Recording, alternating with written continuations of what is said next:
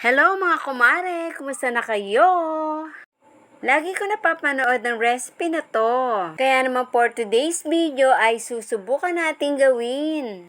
Tignan nga natin kung talagang masarap. Una ay hinugasan ko munang mabuti yung mga karne at pinatuyo ko sa paper towel. At pagkatapos ay minarinate ko na siya sa salt and pepper ng 30 minutes. Sinigurado ko lang na lahat ng part ng karne ay malalagyan ng pantay-pantay both side. Tinusok-tusok ko muna nga pala yan ng tinidor para siguradong maa-absorb ng karne yung ilalagay nating pampalasa. At pagkatapos ay nagpainit na ako ng konting mantika sa kawali. At saka ko siya ipinirito ng isa-isa. Naihanda ko na rin pala kanina yung mga patatas na gagamitin, hindi ko na lang na-i-video. Hinugasan ko lang naman mabuti isa-isa at saka ko hiniwa-hiwa ng pabilog. At hindi ko na rin siya binalatan.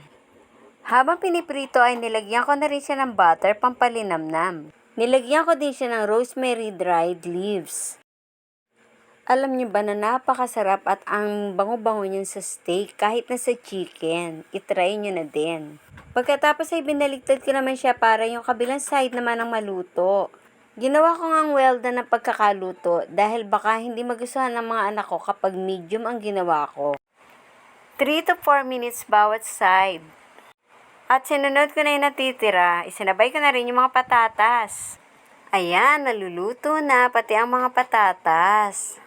Ginawan ko din nga pala yan ng gravy. Sorry naman at hindi ko na na-i-video. Ayan, luto na at napakasarap pala talaga niya. At napakalambot. Napakasarap talaga ng pagkakaluto ko niyan. Kaya nagustuhan ng mga anak ko. Kaya malamang ay magluto ulit ako nito. Subukan nyo na rin at hindi kayo magsisisi. Yun lang guys. Thank you for watching. Salamat po sa patuloy niyong pag-support.